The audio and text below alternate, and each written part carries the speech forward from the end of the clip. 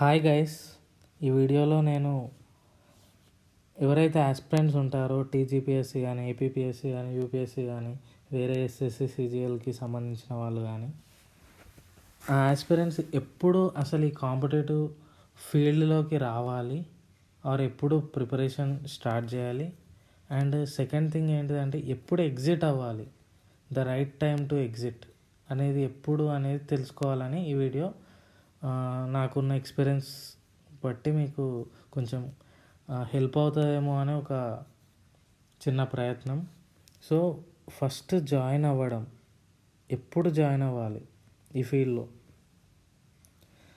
యాక్చువల్గా ఇదివరకు అంటే ఒక 5 to 10 years బ్యాక్ ఎవరైతే డిగ్రీ కానీ బీటెక్ కానీ అయిపోయిన వాళ్ళు ప్రైవేట్ సెక్టార్లో జాబ్ వచ్చినా కూడా నాకు గవర్నమెంట్ జాబ్ అనేది డ్రీము, ప్యాషన్, గోల్, డెస్టినీ అని చెప్పి ఆ ప్రైవేట్ జాబ్ని సాక్రిఫైస్ చేసేసి ఈ ప్రిపరేషన్లోకి వచ్చేవాళ్ళు. అందులో నేను కూడా వన్ ఆఫ్ ది మెంబర్స్. ఓకేనా? సో ఇక్కడ ఆ రోజులు ఇప్పుడు పోయాయండి. ఇప్పుడు కాంపిటీషన్ ఎక్కువ అయిపోయింది, రీసోర్సెస్ అనేవి ఎక్కువ అయిపోయినాయి. అప్పుడు ఏంటంటే కొన్ని ఇన్స్పైరింగ్ స్టోరీస్ ఉండేవి. 1 crore జాబ్ వదిలేసి యూపీఎస్సీ క్రాక్ చేశారని, ఐఏఎస్ వచ్చిందని, సౌత్ కొరియాలో జాబ్ వదిలేసి వచ్చారని, శాంసంగ్లో జాబ్ వదిలేసి వచ్చారని, అట్లాంటి ఇన్స్పైరింగ్ స్టోరీస్ విని యూపీఎస్సీలోకి వచ్చి తర్వాత టీజీపీఎస్సీకి, తర్వాత ఎస్ఎస్సి సిజిఎల్కి ఇలా వెళ్తూ ఉండేవారు. సరే, అది అప్పుడు అయిపోయింది. ఇప్పుడైతే అలాంటి మిస్టేక్స్ చేయకండి. ఎందుకు చేయొద్దు అంటే ప్రైవేట్ సెక్టర్ అనేది ఒకటేసారి వస్తుందండి. గవర్నమెంట్ జాబ్ అనేది నీకు ఏజ్ లిమిట్ ఉన్నంతసేపు ఉంటుంది. ప్రైవేట్ సెక్టార్లో మాత్రం ఎప్పుడైతే కాలేజ్ అయిపోగానే ఒక 2 years ఆర్ 3 years వరకే నిన్ను ఫ్రెషర్గా కన్సిడర్ చేస్తారు. తర్వాత నువ్వు ఎన్ని ప్రయత్నాలు చేసినా కానీ ప్రైవేట్ సెక్టార్లో నీకు జాబ్ అనేది దొరకదు. దొరికినా తక్కువ శాలరీకి, అసలు నిన్ను సాటిస్ఫై చేయలేదు ఆ జాబ్. సో నేను చెప్పేది ఏంటంటే నీకు ఎప్పుడైతే కాలేజీలో ప్లేస్మెంట్స్లో వచ్చినప్పుడు ఎవ్వరు దాన్ని వదులుకోకండి. అదొక్కటైతే చెప్పగలుగుతాం. సో మరి ఎప్పుడు స్టార్ట్ చేయాలి ప్రిపరేషన్ అంటే, ఎప్పుడైతే మీరు ఒక 2 years కానీ 1.5 year కానీ జాబ్ చేసిన తర్వాత దానికి కొంచెం ఎక్స్పీరియన్స్ వచ్చినప్పుడు ఒక 2 years గ్యాప్ తీసుకున్నా కానీ మీకు మళ్ళీ వెనకకి ప్రైవేట్ సెక్టర్కి, అంటే in case of any failure plan బిగా మళ్ళీ ప్రైవేట్ సెక్టర్కి వెళ్ళొచ్చు అన్నప్పుడు జాయిన్ అవుతే ఈ ఫీల్డ్లోకి రావడం బెటర్ అని నేను చెప్తున్నా. మళ్ళీ ఇంకొక విషయం ఏంటంటే, మీరు ఎప్పుడైతే మనము ఎగ్జామ్స్ అనేవి విత్ లీస్ట్ టెన్షన్ ఆర్ స్ట్రెస్తో రాస్తే ఎక్కువ సక్సెస్ అనేది వస్తుంది. మీకు ఒక బ్యాకప్ ఆప్షన్ ఆల్రెడీ ఉన్నప్పుడు మీరు 100% ఇస్తారు. మీకు స్ట్రెస్ అనేవి ఏమి ఉండవు కాబట్టి మీరు సక్సెస్ అయ్యే ఛాన్సెస్ కూడా ఎక్కువ ఉంటాయి నన్ను అడిగితే. సో మీరు ఆ బ్యాకప్ ఆప్షన్ పెట్టి ఇట్లా రావడం బెటర్. ప్లస్ ఇక కొందరికి సరే నాకు ప్రైవేట్ జాబ్ ఏం రాలేదు, నాకు గవర్నమెంట్ జాబ్ అంటే ప్యాషన్ అని వచ్చే వాళ్ళు ఉంటారు. ఏది డిగ్రీ తర్వాత బీటెక్ తర్వాత డైరెక్ట్ ఈ ఫీల్డ్లోకి వస్తారు. వాళ్ళకి నేను చెప్పేది ఏంటంటే ఈ ఫీల్డ్లో 2 years సరిపోతుందండి. 2 yearsలో అన్ని సబ్జెక్ట్స్ నేర్చుకోవచ్చు.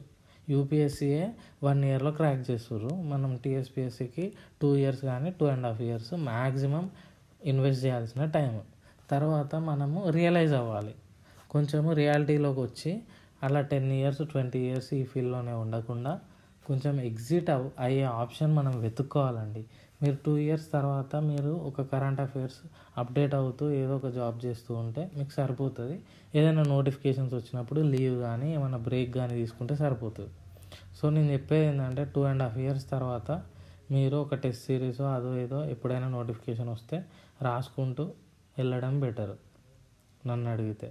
అప్పుడు మీరు 2.5 years తర్వాత ఏదో ఒక ప్రైవేట్ సెక్టర్ కానీ బిజినెస్ కానీ స్టార్ట్ చేస్తే మీ లైఫ్లో కూడా స్టెబిలిటీ ఉంటుంది. ఏది జరగాల్సిన టైంకి అది జరిగిపోతుంది, పెళ్ళి కానీ ఇంకేమైనా ఉంటే. ఓకేనా? సో నేను చెప్పే సజెషన్ ఏంటంటే మ్యాక్సిమం 3 years కంటే ఎక్కువ ఇన్వెస్ట్ చేయకండి. చేసినా కానీ అది పార్ట్ టైంగానే ఇన్వెస్ట్ చేయండి. ఓకేనా? అయితే ఈ విషయం తెలియకనా, చెప్పేవాళ్ళు లేకనా, లేకపోతే అది ఇంకేదైనా కావచ్చు, 10 ఇయర్స్, 7 ఇయర్స్, 8 ఇయర్స్ చదివే వాళ్ళు ఉన్నారు. డ్యూరేషన్ ఎక్కువ అయ్యే కొద్దీ మనకు స్ట్రెస్, యాంగ్జైటీ లెవెల్స్, డిప్రెషన్ ఇవన్నీ పెరుగుతూ ఉంటాయి. ప్రెషర్ ఎక్కువ ఉంటుంది. దానివల్ల సక్సెస్ రేట్ కూడా తక్కువ ఉంటుంది. మీరు ఏదైనా జాబ్ చేస్తే మీకు కొంచెం స్ట్రెస్ ఫ్రీగా ఉంటారు. ఏదైనా చదివినా మైండ్లోకి ఎక్కుతుంది కాబట్టి అప్పుడు సక్సెస్ రేట్ ఎక్కువ ఉంటుంది. సో మనం ఎప్పుడు జాయిన్ అవ్వాలి, ఎప్పుడు ఎగ్జిట్ అవ్వాలి అనేది టైం అనేది మనం ముందే సెట్ చేసుకుంటే బెటర్ అండి. నేను 2 ఇయర్స్ మాత్రమే అవుతా, 3 ఇయర్స్ తర్వాత నేను ఇందులోకి వెళ్తా అని రావడం బెటర్. ఎందుకంటే ఇప్పుడు 450 జాబ్స్ వస్తాయంటే అందరు వీడియోస్ పెడుతున్నారు, ఈరోజే స్టార్ట్ చేయండి అని పెడుతున్నారు. కానీ ఒక్కరు కూడా మరి మీరు చదవడం స్టార్ట్ చేసి 10 ఇయర్స్ అవుతుంది, ఇంకేదైనా జాబ్ చూసుకోండి అని ఎవరు చెప్పారండి. ఈ ఫీల్డ్లో అందరు ఎంకరేజ్ చేస్తున్నట్టే అనిపిస్తుంది మనకి, కానీ అది ఎంకరేజ్మెంట్ కాదండి. నన్ను అడిగితే అది ఏంటంటే ఇంకా వాళ్ళ బెనిఫిట్ కోసము మనల్ని మిస్గైడ్ చేయడం అని చెప్తాను నేను. ఓకేనా? మీరు మొన్నటిదాకా గ్రూప్ 1 మెయిన్స్ రాసిన వాళ్ళు ఇప్పుడే స్టార్ట్ చేయడం ఎందుకండి నన్ను అడిగితే? యాక్చువల్గా మీరు ఇప్పుడు అంటే నేను చెప్పేది 7 to 8 ఇయర్స్ ఆల్రెడీ ఇన్వెస్ట్ చేసిన వాళ్ళ గురించి చెప్తున్నా. ఇది right time to exit and go for other sectors. అప్పుడు మీరు వెళ్ళిన తర్వాత మీకు టైం ఉంటే చదవండి, టైం లేకపోతే ఇంకా లీవ్ పెట్టి ఏదైనా ఒకటి చేసి చదవచ్చు. అంటే ఆ ఎగ్జామ్స్ టైంలో ఇప్పటికే మీకు చాలా ఎక్స్పీరియన్స్ ఉంటుంది. ఇంకా టైం వేస్ట్ చేసి ఆ నోటిఫికేషన్ ఎప్పుడు వస్తుందో తెలియదు. ఇంకా పోస్ట్పోన్మెంట్ డ్రామా ఉంటుంది మనకి, అదొకటి పక్కా ఉంటుంది. కాబట్టి మనం వీటిని నమ్మలేమండి. ఇప్పుడు ఆల్రెడీ లాస్ట్ నోటిఫికేషన్ వచ్చి 10 ఇయర్స్ అవుతుంది గ్రూప్ 1. అప్పటి నుండి కూడా చదివే వాళ్ళు చాలామంది ఉన్నారు. సో నేను చెప్పే సజెషన్ ఏంటంటే ఎగ్జిట్ అయ్యే టైం కూడా మన లైఫ్ని డిసైడ్ చేస్తుంది. Life is bigger than this exam అని చెప్తాను నేను. కాబట్టి right time to join and right time to exit తెలుసుకొని కొంచెం ఎవరిదైనా గైడెన్స్ తీసుకొని ప్రాక్టికల్గా ఉండడం బెటర్ అని చెప్తా. ఓకేనా? Thank you.